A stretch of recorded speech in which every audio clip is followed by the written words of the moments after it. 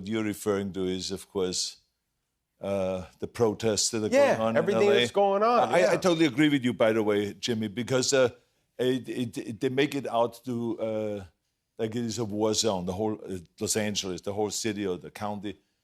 And the fact of the matter is it's maybe like 0.001% of the area of Los Angeles has problems, and there's a protest. Yeah. And so I think that this is important for people to know, because I don't want all of a sudden tourism to suffer in Los Angeles because what they see on television, because the media sometimes shows it as if the whole Los Angeles is a big war zone, which isn't really the case. No, none of Los Angeles is a war zone. But this wouldn't happen if the politicians would do the work.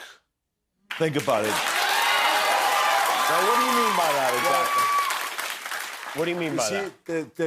For decades, almost 4 decades, we have had a problem where they talked about immigration reform, comprehensive immigration reform.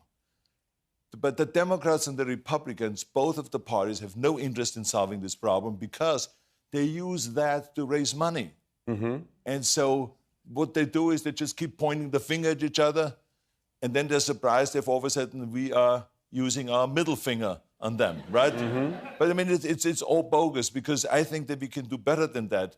Democrats and Republicans, and you know, when they talk about Democrats and Republicans, even though I'm a Republican, I tell you, it is sometimes disappointing. And then I think even just when you look at the symbols of the party, think about that.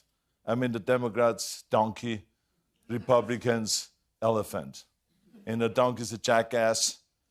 And of course, wherever the big animal goes, lives a pile of dump, right? I mean, so the symbols say it all. Yeah. And I just get very frustrated because we send those politicians to Washington to solve the problems, and all they are is instead of public servants, they're party servants. And I think this is really the bad thing about it, you know. So it's just, I think we should be public servants.